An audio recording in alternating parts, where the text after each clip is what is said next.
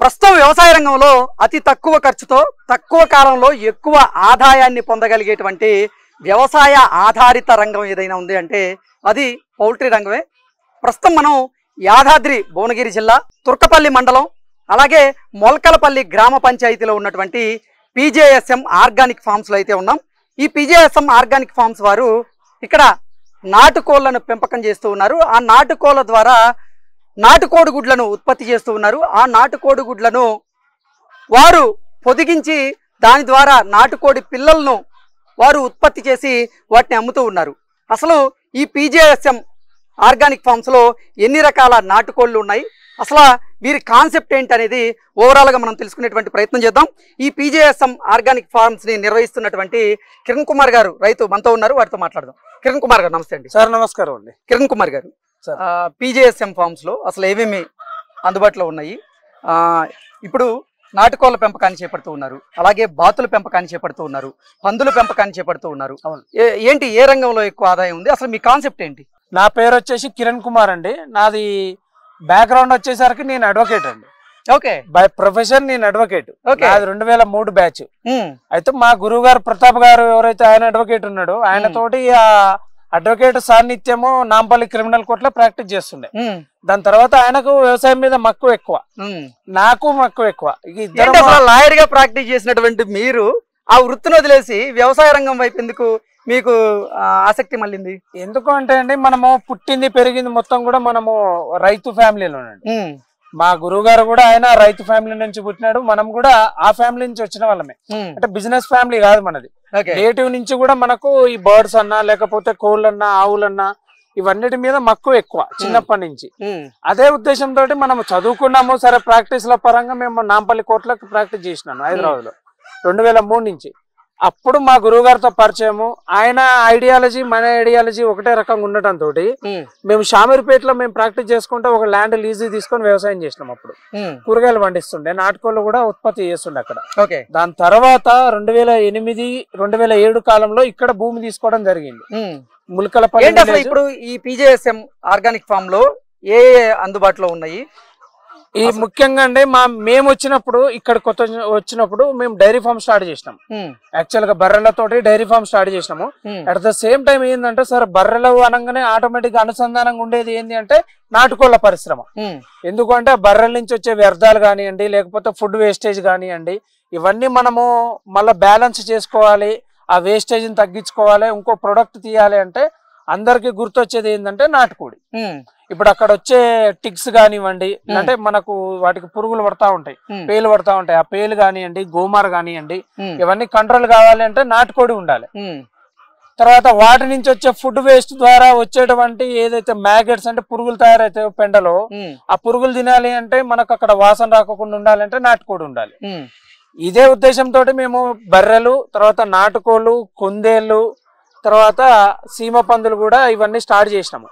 అప్పుడు ఏంటంటే మేము స్టార్టింగ్ లో మేము బాతులు అనేది ఒక ఫ్యాన్స్ వేయడం కింద పెంచుతుండే, సోగ్గా ఉంటది కదా అని.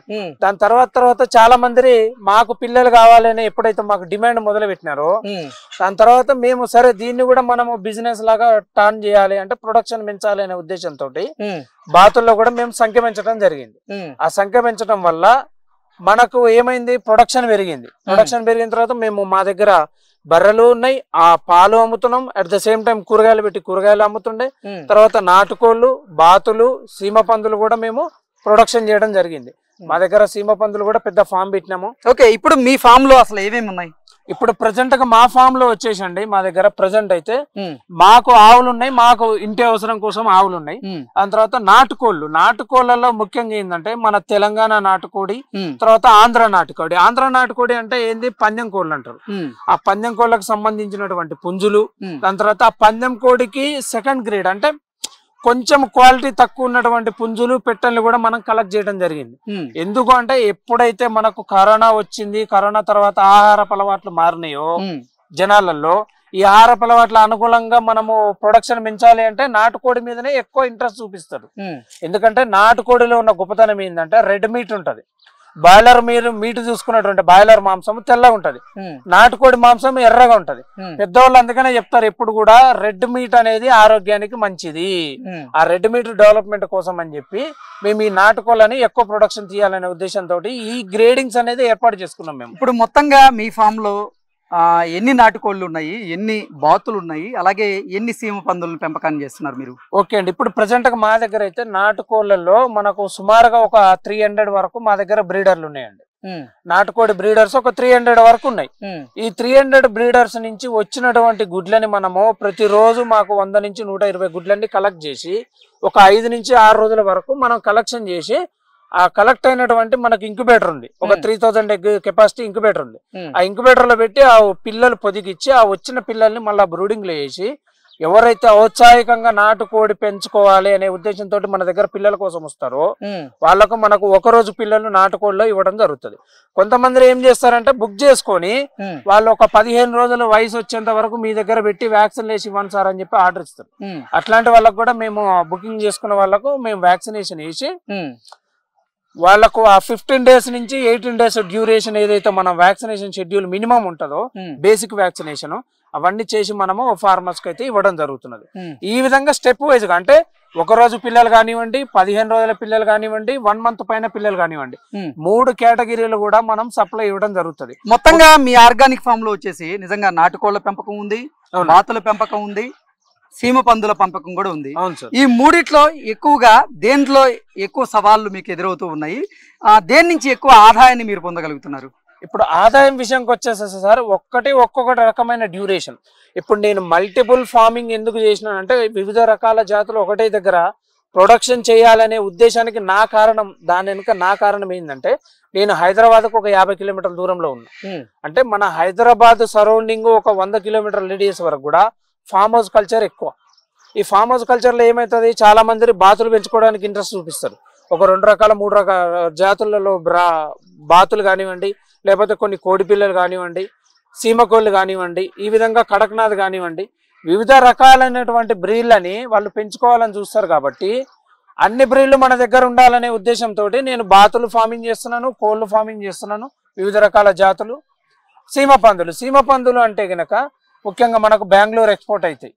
అది ఏంటంటే బల్క్ సేల్. ఇప్పుడు ఒకటేసారి మన దగ్గర 1 టన్ను 2 టన్నులు ఉంది అంటే ఆటోమేటిక్ గా మనకు డైరెక్ట్ బయర్స్ వస్తారు. బయర్స్ వచ్చి తీసుకొని పోతారు. మనకు ఇన్కమ్ జనరేషన్ లో విధానంలో చూస్తే గనక నాటుకోళ్ల వ్యవధి వచ్చేసరికి 3 నుంచి 4 నెలల వ్యవధిలో మనకు నాటుకోడి తయారైతుంది మార్కెట్కి అమ్ముకోవడానికి. ఇప్పుడు మేం చేసేది ఏంటంటే చిక్ ప్రొడక్షన్. అంటే మనకు వచ్చేటువంటి గుడ్లని మనము పొదిగిచ్చి పిల్లలు చేసి అమ్ముతున్నాం కాబట్టి నాకు ప్రతి వారం రోజులకు 10 రోజులకు నాకు పిల్లలు సేల్ అవుతా ఉంటాయి. ఎవ్రీ 1 వీక్ బ్యాచ్ వస్తుంది. అదే విధంగా 1 మంత్ అంటే ఎవ్రీ 1 మంత్ నాకు బ్యాచ్ సేల్ అవుతా ఉంటది.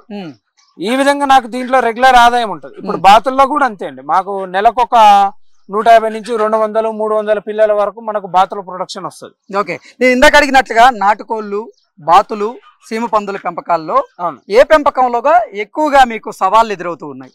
సవాళ్ళు ఎదురయ్యేదంటే ఎక్కువ నాటుకోళ్లలోనే ఎక్కువ సవాళ్ళు ఎదురైతాయి. ఎందుకు అంటే ఇప్పుడు జనరల్ గా ఇక్కడ ప్రాబ్లం ఏమొస్తుంది అంటే దీని డ్యూరేషన్ వచ్చేసరికి 4 నెలల నుంచి 5 నెలల వ్యవధి. ఈ వ్యవధిలో వాతావరణంలో మార్పులు అనేది చాలా డ్రాస్టిక్ ఉంటున్నాయి, అంటే చాలా ఎక్కువ ఉంటున్నాయి. ఎటువంటి సవాళ్ళు ఎదురవుతున్నాయి? ఎటువంటి సవాళ్ళు అంటే అండి, ఇప్పుడు జస్ట్ ఒక 3 రోజుల క్రితం జరిగిన విషయం చెప్తాను. 3 రోజుల దాకా మనకు విపరీతమైన ఎండ ఉంది. ఇప్పుడు సడన్ గా మొన్న మధ్యాహ్నం 3:30 గంటలకు విపరీతమైన గాలి.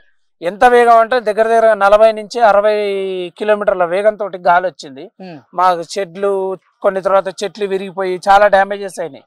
ఈ క్రమంలో ఏమైతే అంటే మనకి గాలి, తుఫాను, ఈ వాతావరణంలో కోళ్లు తడుస్తాయి. కోళ్లు తడిచినప్పుడు వాటికి రెగ్యులర్ గా వచ్చే ప్రాబ్లం ఏంది, జలుబులు, దగ్గులు. ఈ జలుబులు, దగ్గులు వచ్చినప్పుడు ఏమైతుంది, ప్రొడక్షన్ తగ్గిపోతుంది. అంటే మళ్ళా దాన్ని మనం రిపేర్ చేసుకోవాలి అంటే దానికి మళ్ళీ మనం కొంచెం మెడికేషన్ ఇచ్చేసి లేదంటే న్యాచురల్ మెడిసిన్ అన్నా ఇచ్చి మనం దాన్ని మళ్ళీ రిపేర్ చేసుకోవాలి.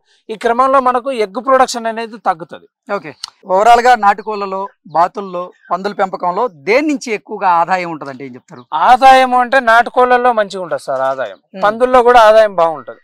కాకపోతే ఏంటంటే అండి, ఇప్పుడు పంది విషయానికి వచ్చేస్తే మనము ఒక 3 నుంచి 4 నెలల వయసు ఉన్నటువంటి పందిని తీసుకొచ్చి మనం సాదటం మొదలు పెడితే అది కట్టడానికి రావడానికి 6 నెలల వ్యవధి పడుతుంది. అంటే పుట్టినప్పటి నుంచి 6 నెలల వ్యవధిలో అది కట్టుకొస్తుంది. కట్టుకొచ్చిన తర్వాత దాని కట్టు వయసు ఎంత, దాని గర్భధారణ వయసు వచ్చేసి 3 నెలల 3 వారాల చేంజ్ ఉంటది. ఇంకా అంటే సుమారుగా 4 నెలలు వేసుకోండి. అంటే ఈ 6 నెలలు అది 4 నెలలు మొత్తం 10 నెలల వయసు. 10 నెలల వయసు వచ్చిన దాకా దాంట్లోంచి మనకు ప్రొడక్షన్ రాదు. ఆ 10 నెలల వయసు వచ్చిన తర్వాత అది 6 నుంచి 8 పిల్లలు వేస్తుంది స్టార్టింగ్ లో. ఆ 6 నుంచి 8 పిల్లలు వేసినప్పుడు ఆ పిల్ల మనకు మార్కెటింగ్ పోవాలి అంటే మళ్ళీ ఇంకొక 5 నుంచి 6 నెలల వ్యవధి పడుతుంది. అంటే మనము పందుల పెంపకం స్టార్ట్ చేస్తే మనకు ప్రొడక్షన్ రావాలి, దాంట్లో పైసలు రావాలి అంటే మనకు ఈ 4 నెలల వయసున్న వాటి ఇవి ఒక 4 నెలలు, గర్భధారణ ఒక 4 నెలలు, దాని తర్వాత దాని పిల్లలు ఒక 6 నెలలు, అంటే సుమారుగా సంవత్సరం టైం పడుతున్నది మనకు.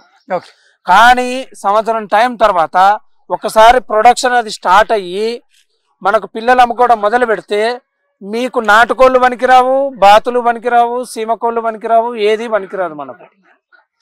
మనకు అమ్ముకోవడంలో ఇన్కమ్ లో మనకు వేరే ఏది పనికిరాదండి పందుల కింద. అంతవరకు నేను గ్యారంటీడ్ గా చెప్తాను. అంటే నాటుకోళ్ళు, బాతులు, పందుల పెంపకంలో పందుల పెంపకమే కొంచెం బెటర్ గా ఉంటుంది అంటారు. ఆదాయం విషయంలో అదే బెటర్. కాకపోతే ఏంటంటే ఇప్పుడున్న సమాజంలో ప్రతి ఒక్కరు ఏంటంటే నేను ఈ క్యాస్ట్ ఒక క్యాస్ట్ ఫీలింగ్ ఒకటి, రిలీజియస్ ఫీలింగ్ ఒకటి, మనం ఈ రిలీజియస్ ఉన్నాం మనం పందులు దాదకూడదు, మనం ఈ క్యాస్ట్ ఉన్నాం మనం పందులు దాదకూడదు, అట్లాంటిది ఏం అవసరం లేదండి. ఎందుకంటే జనాలు ఇంకా వెనకటి కాలంలో వెనకటి అపోహలు పెట్టుకునే బతుకుతున్నారు. ఇప్పుడు ఏంటంటే మనం చేసేది తప్పు కాదు, మనం ఏం సమాజానికి అన్యాయం చేయట్లేదు, లేకపోతే ఎవరికి మోసం చేయట్లేదు. మనం కష్టపడుతున్నాం, ఒక ఫార్మింగ్ రంగంలో కష్టపడి మనం పెంచుకుంటున్నాం కాబట్టి మొహమాటం లేకోకుండా పందుల పెంపకం చేస్తే చాలా ఆదాయం ఉంటుంది దీంట్లో. కాకపోతే ఏంటంటే దీంట్లో మీ అందరికి నేను చెప్పొచ్చేది ఏంటంటే ఈ పందుల పెంపకం చేసుకునేటప్పుడు ఆ షెడ్ నిర్వహణ కానివ్వండి, లేకపోతే మెయింటెనెన్స్ కానివ్వండి ప్రాపర్ గా ఉండాలి. దాని తర్వాత వర్కర్ మీద ఆధారపడి మనం వదిలేస్తే గనక ఆ సక్సెస్ ఫెయిల్యూర్ అనేది కూడా మొత్తం వర్కర్ చేతిలో ఉంటది, మన చేతిలో ఏముండదు. ఎందుకంటే మనకు అసలు పని ఏందనేది తెలవాలి ఫస్ట్. పందుల పెంపకం ఎట్లా చేయాలి, దాని నిర్వహణ ఏంది, దానికి వచ్చే సమస్యలు ఏంది, ఏ సమస్య వస్తే ఏం ప్రాబ్లం వస్తే మనకు ఏ రోగానికి ఏం మెడిసిన్ వేయాలి, దాన్ని ఎట్లా మెయింటైన్ చేయాలి, ఒక పిల్ల పుట్టిన తర్వాత తీసుకోవాల్సినటువంటి జాగ్రత్తలు ఏంది, దాన్ని ఎట్లా పెంచాలి, పుట్టంగానే ఐరన్ ఇంజెక్షన్ వేస్తాము 1 వీక్ లోపల, తర్వాత నరాల బలహీనత, తర్వాత ఇట్లాంటి ప్రాబ్లమ్స్ రాకుండా దానికి మల్టీవిటమిన్ కూడా ఇస్తాం. ఇట్లాంటి జాగ్రత్తలు మేలుకోవాలి అనేది మనకు తెలవాలి ఫస్ట్. దాని గర్భధారణ ఎంత టైం పడుతుంది, కట్టుకొచ్చినప్పుడు అంటే అది క్రాసింగ్ వచ్చినప్పుడు దాని బిహేవియర్ ఎట్లా ఉంటది, క్రాస్ అయిన తర్వాత దానిలో వచ్చేటువంటి డెవలప్మెంట్ ఎట్లా ఉంటది, ఆ డెవలప్మెంట్ ప్రకారంగా దానికి ఎన్ని పాల దారాలు ఉంటాయి, దానికి ఆ చన్నులు అంటారు కదా పాల చన్నులు, ఎన్ని చన్నులు ఉన్నటువంటి పందిని సెలెక్ట్ చేసుకోవాలి, దాని బాడీ స్ట్రక్చర్ ఎట్లా ఉండాలి, దాని క్వాలిటీ ఎట్లా ఉండాలి, ఇవన్నీ మనకు తెలిసి ఉండాలి, దాని మెయింటెనెన్స్ తెలిసి ఉండాలి.